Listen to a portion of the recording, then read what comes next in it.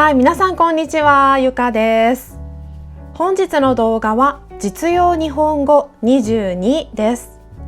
実用日本語シリーズでは日本人同士の会話からよく使う表現が学べます。今日はレジで袋をもらう時の会話を一緒に練習しましょう。皆さん日本へ旅行に来た時に買い物をする機会がたくさんあると思います。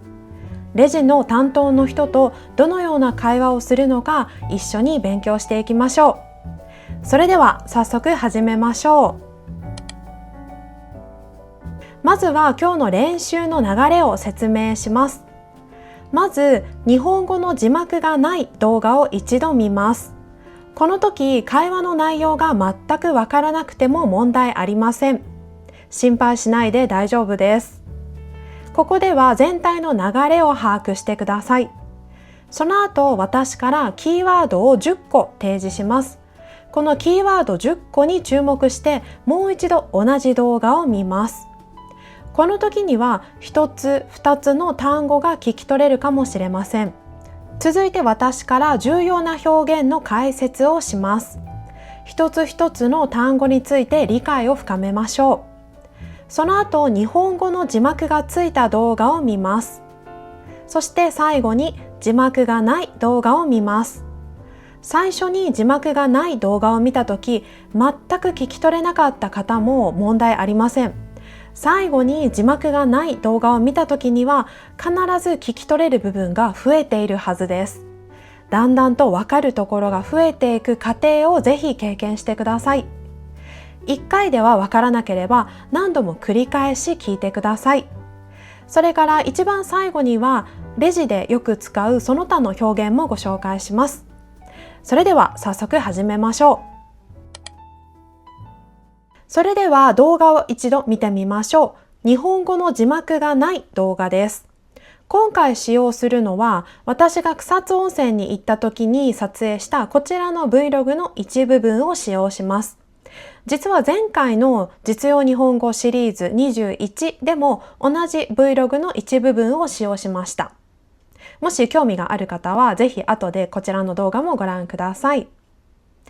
それでは日本語の字幕がない動画を見てみましょう。この時点で何も聞き取れなくても問題ありません。心配しないでください。今は全体の流れを把握してください。それでは動画を見てみましょう。どうぞ。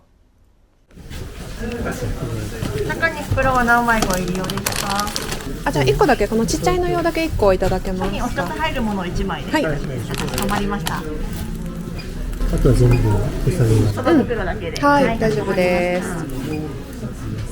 いかがでしたか？それでは私から重要なキーワードを10個提示します。こちらです。中、袋、何枚、ご入り用ですか？1個、ちっちゃい、いただけますか？1枚、かしこまりました。外袋。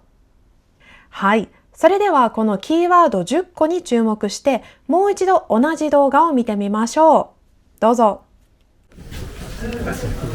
中に袋は何枚ご入り用ですか？じゃあ1個だけこのちっちゃいの用だけ1個いただけますにお一つか？入るものを1枚で。はい。かしこまりました。あとは全部手下げます。その袋だけで。はい、大丈夫です。はい、いかがでしたか？何枚とかかしこまりましたなど何か聞き取れた部分がありましたか？それでは続いて重要な表現について私から解説をします。まずは最初の会話です。私たちが商品を選び終えてレジへ持って行った後、店員さんがこのように言いました。中に袋は何枚ご入り用ですか？中に袋は何枚ご入り用ですか？じゃあ1個だけこのちっちゃいの用だけ1個いただけますにお一つか？入るものを1枚で。はい。かしこまりました。この店は日本の有名な観光地草津温泉にある洋菓子店です。お客さんは大部分が観光客でお土産としてこの洋菓子を購入します。私たちも友人や家族へのお土産としてこのラスクを購入しました。このような店では一般的に袋は無料です。現在日本の多くの店、例えばコンビニとかスーパーマーケットなどでは袋は有料の場合が多いんです。でもこのような土産物店では実は袋は無料の場合が多いんです。全体の商品を持ち運ぶための大きな袋だけでなく、その一つ一つの商品を友達や家族に渡すときに使う小さな袋まで無料でもらえることが多いです。この店もそのようなシステムです。そこで店員さんは私たちに友達や家族に渡すときに使う袋が必要かどうか最初に聞いてきました。それがこの会話です。中に袋は何枚ご入り用ですか？中に袋は何枚ご入り用ですか？ここでの中にの意味は、すべての商品を大きな袋に入れた後、さらに追加で小さな袋を中に入れるかどうかという意味です。中に袋は何枚ご入り用ですか？中に袋は何枚ご入り用ですか？ここで店員さんが使っているご入り用ですかという表現は、接客をする人がよく使う丁寧な表現です。意味は必要ですかと同じです。ご入り用ですかイコール必要ですかです。中に袋は何枚ご入り用ですか？例えばコンビニなどで買い物をするときにも店員さんからよく言われます。例えば、お箸とスプーンはご入り用ですか？ここで必要ない場合は、いいえ、いりませんとか、いいえ、必要ありません、いいえ、大丈夫ですと答えます。必要な場合は、はい、お願いしますとか、はい、スプーンを1本お願いしますと言います。続いて、袋の表現について、今回店員さんは中に袋は何枚ご入り用ですかと言いました。この場面では実は店員さんによっては他の表現を使うことがあります。例えば、小分けの袋は何枚ご入り用ですか？お渡し用の袋は何枚ご入り用ですか？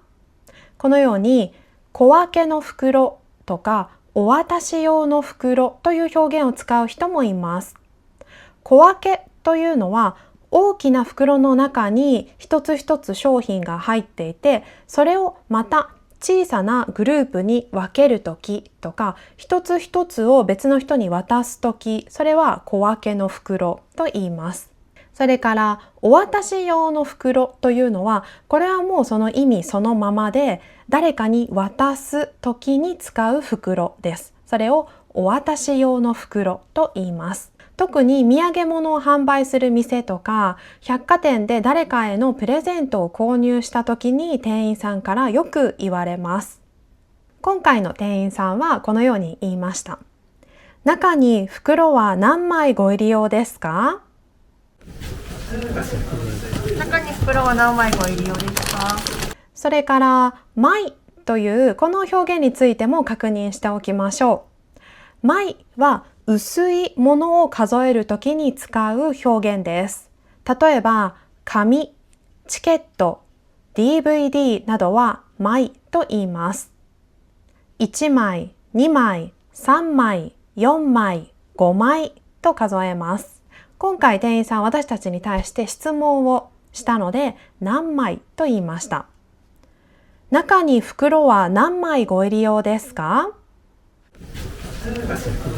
中に袋は何枚ご入り用ですか？続いて私がこのように答えました。じゃあ1個だけ、このちっちゃいの用だけ1個いただけますか？中に袋は何枚ご入り用ですか？じゃあ1個だけ、このちっちゃいの用だけ1個いただけますか？お一つ入るもの1枚で。はい。かしこまりました。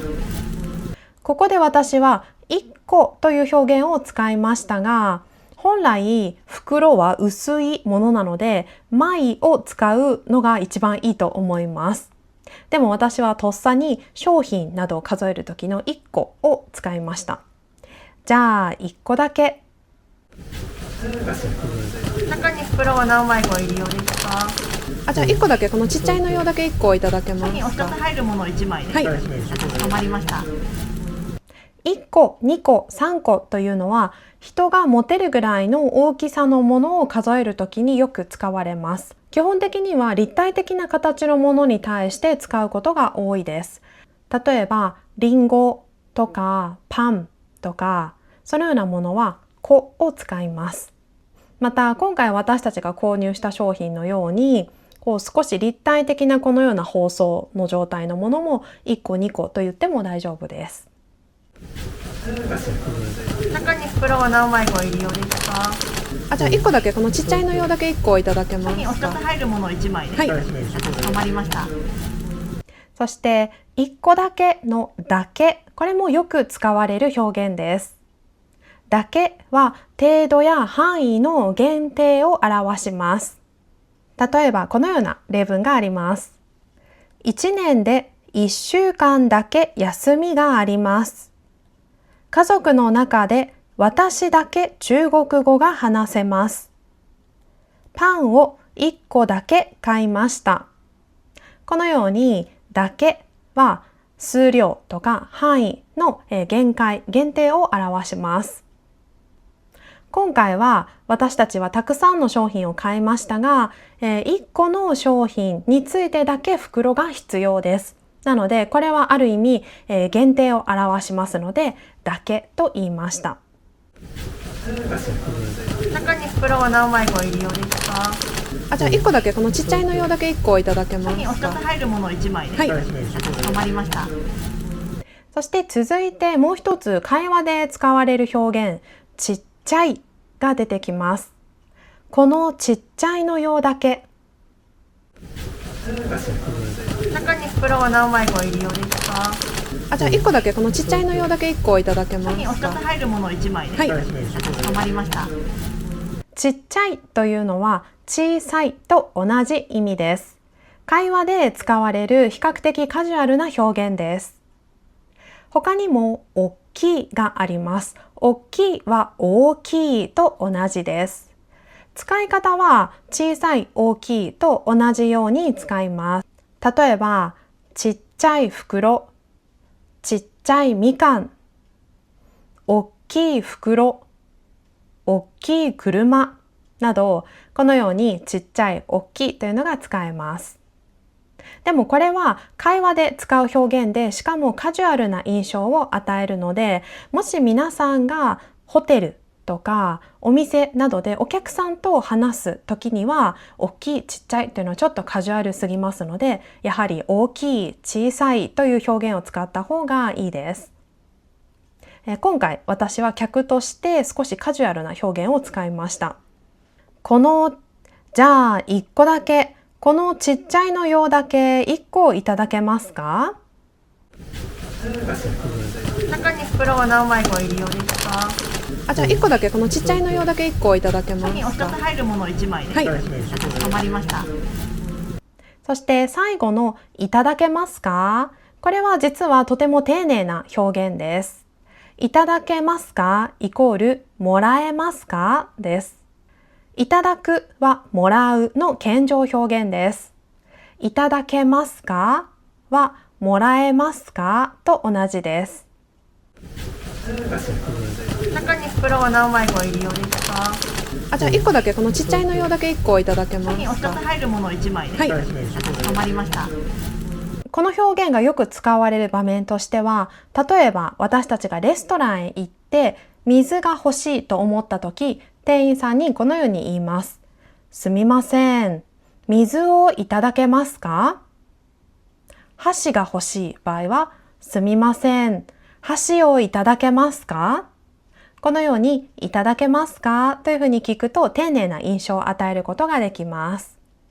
じゃあ1個だけ、このちっちゃいの用だけ1個いただけますか？中に袋は何枚ご入り用ですか？じゃあ1個だけこのちっちゃいの用だけ1個いただけますお一つか？入るもの1枚です。はい。かしこまりました。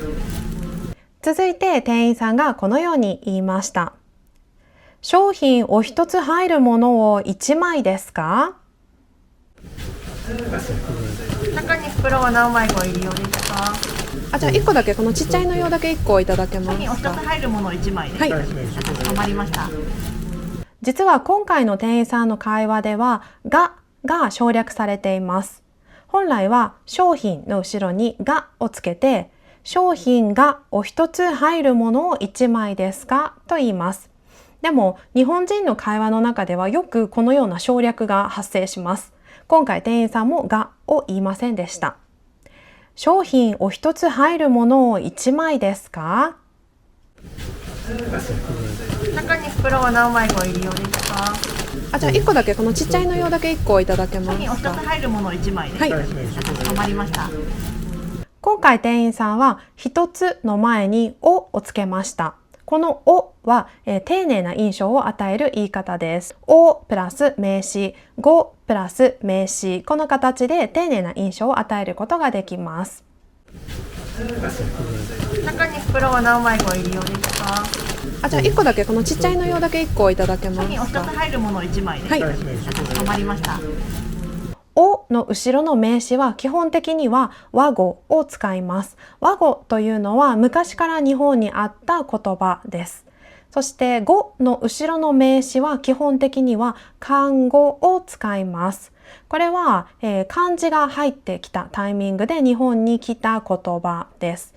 例えばこのような使い方をします。お一つ、お一人、お土産、お店、ご家族、ご住所、ご注文、ご確認。もう実際にはこれは私は実用日本語でよく言っているんですが、何が漢語で何が和語かという区別は少々難しいので、基本的には一つ一つ覚えていくのが一番シンプルでいいかなと思っています。そして基本的にはカタカナの言葉には語はつけません。なので例えばビールというこのカタカナの言葉、外来語に対しておビール、ごビールというのはちょっとおかしい印象を受けます。基本的には使いません。今回店員さんは一つの前におをつけてお一つと言いました。商品お一つ入るものを1枚ですか？中に袋は何枚ご入り用ですか？じゃあ1個だけこのちっちゃいの用だけ1個いただけますお一つか？入るもの1枚です。はい。かしこまりました。そして私がはいと言ったので店員さんはこのように答えました。かしこまりました。中に袋は何枚ご入り用ですか？じゃあ1個だけこのちっちゃいの用だけ1個いただけますお一つか？入るもの1枚です。はい。かしこまりました。かしこまりましたはわかりました、理解しました、承知しましたと同じ意味です。店員さんとかスタッフ、ホテルのスタッフなんかがよく使います。かしこまりました。中に袋は何枚ご入り用ですか？じゃあ1個だけこのちっちゃいの用だけ1個いただけますお一つか？入るもの1枚です。はい。かしこまりました。続いて私の夫がこのように言いました。あとは全部手下げで。あとは全部手下げます。外袋だけで。はい、大丈夫です。ここでのあとはの意味は、ある事柄が終わった後や何かを基準にして残されたものという意味があります。このあとはと似たような表現では、例えば、残ったものは、それ以外は、その他は、今回の場合は、たくさんの商品を購入して、でも小さい袋が必要なのは1個の商品だけです。それ以外は袋が必要ありませんという意味です。中に袋は何枚ご入り用ですか？じゃあ1個だけこのちっちゃいの用だけ1個いただけますお一つか？入るもの1枚です。はい。かしこまりました。あとはを使った例文としては、例えばこのようなものがあります。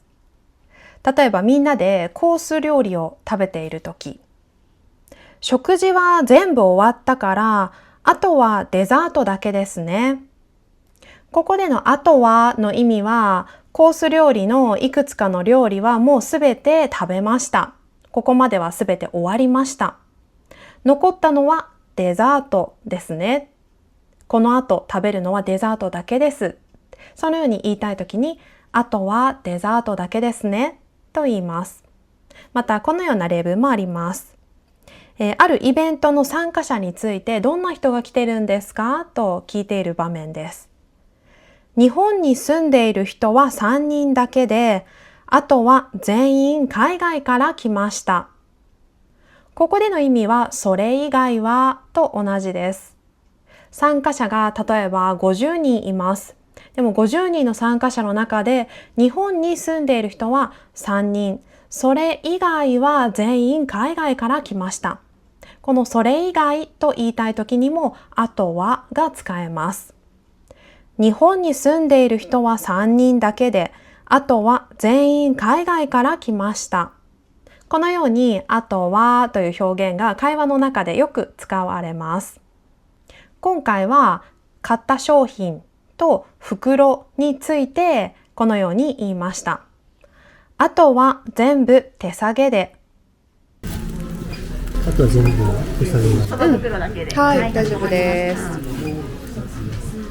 ここでの意味は、小分け用の小さい袋は一つの商品に対してだけ必要です。それ以外の商品は小分けの小さい袋は必要ありません。そのように言いたかったので、このように表現しました。あとは全部手下げで。あとは全部手下げます。袋だけで。はい、大丈夫です。手下げというのは、主に手で持ち運ぶ袋とかカバンなどを指します。手下げの後ろに他の名詞をつけて、手下げ袋、手下げバッグ、手下げカバンという言い方もあります。今回夫が言いたかったのは、手下げの大きい紙袋のことです。あとは全部手下げます。袋だけで。はい、大丈夫です。ここでは一つの商品に対して小さい袋が必要です。でもそれ以外の商品は全部大きい手下げの袋に入れてほしいということです。あとは全部手下げで。あとは全部手下げます。袋だけで。はい、大丈夫です。その後店員さんはすぐにこのように言いました。外袋だけで。あとは全部手下げます。袋だけで。はい、大丈夫です。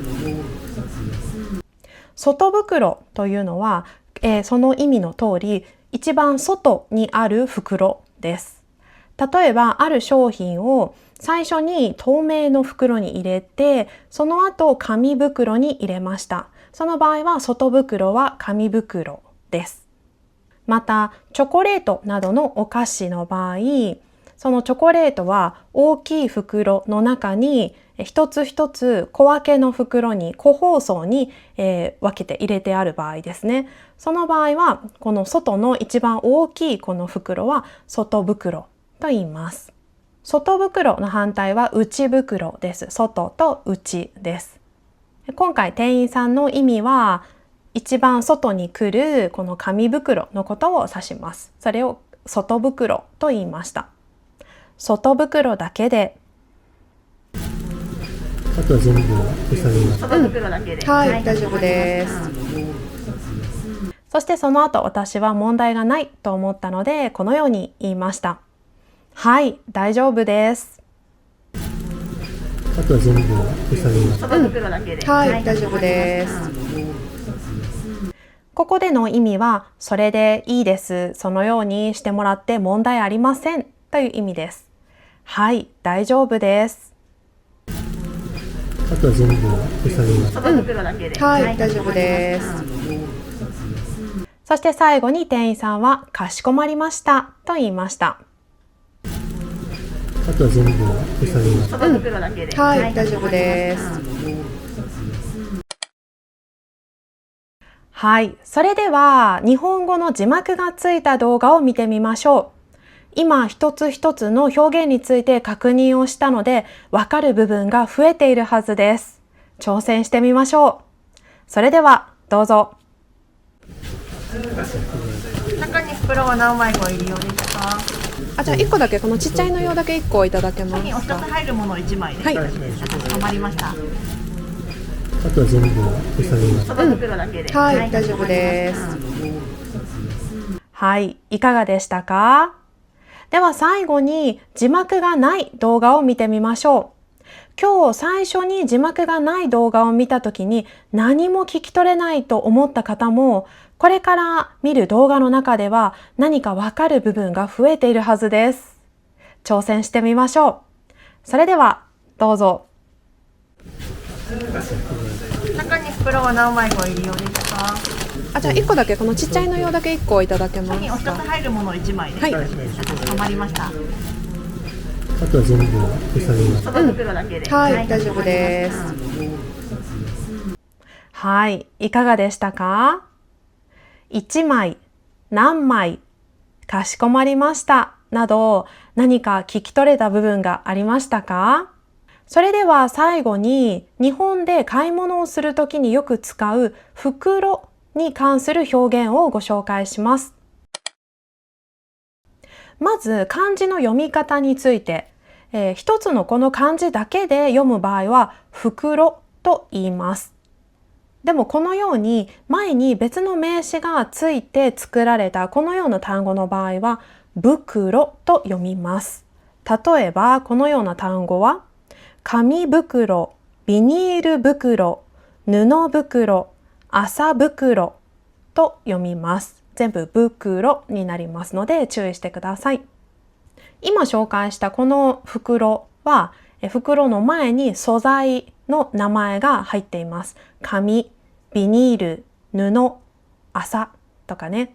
街中でよく見るのは上の2つですよね。紙袋とビニール袋。これは素材の名前を表します。そしてコンビニとかスーパーマーケットでよく使われるのはこの2つの表現です。レジ袋、買い物袋。レジ袋のレジというのはお金を払うその場所ですね。それをレジと言います。そこでもらう袋、そこで入れる袋なのでレジ袋と言います。買い物袋というのはまさにそのままの意味で買い物をするときに商品を入れる袋、買い物袋です。現在日本のコンビニやスーパーマーケットでもらうあるいは自分で購入するレジ袋、買い物袋というのは基本的に素材は、石油由来のいわゆるプラスチックとかビニールと呼ばれる素材です。で、このような袋の場合は本当に言い方は様々でビニール袋、レジ袋、買い物袋どれを使っても構いません。それから今回私たちが言ったような土産物を販売する店の場合にはこういう言い方も聞かれます。小分けの袋、お渡し用の袋。通常のスーパーマーケットとかコンビニの場合はプレゼント用に買う人はほとんどいなくて一つの袋に全部の商品をまとめて入れてそのまま持って帰ります。でも土産物の場合は、自分の家に帰った後に家族とか友達に渡す場合がありますね。その渡す時に使う袋もお店がくれることがあります。一般的には無料でもらえます。そのような袋のことを小分けの袋とかお渡し用の袋と表現します。それから袋に対してお金を払うかどうかの区別ですね。お金を払う場合は有料の袋、お金を払わない場合は無料の袋です。有料と無料です。また店によっては紙の素材によって有料か無料かを分けているところがあります。例えば私が時々行く東京の三越という百貨店があるんですが、三越では現在のところ紙袋は無料です。でもビニール袋は有料です。このように区別があります。これは店によってルールが違ってくるのかなと思うので、お店の方に確認するのがいいですね。これは有料ですか？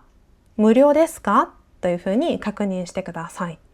また自分の買い物用の袋を持ってきている場合は、店員さんにこのように言います。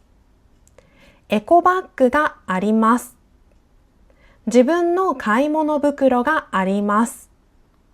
このように言えば店員さんは、かしこまりました。ではそちらに入れさせていただきますと答えます。はい、いかがでしたか？本日は袋に関する会話をご紹介しました。実用日本語シリーズでは他にもタクシーに乗るとき、ホテルにチェックインするとき、和食店で食事をするときなどいろいろな場面の会話を紹介しています。興味がある方はぜひ他の動画もご覧ください。またこの動画がいいと思った方はぜひグッドボタンとチャンネル登録、そしてコメントもお待ちしています。ではまた次の動画でお会いしましょう。バイバーイ。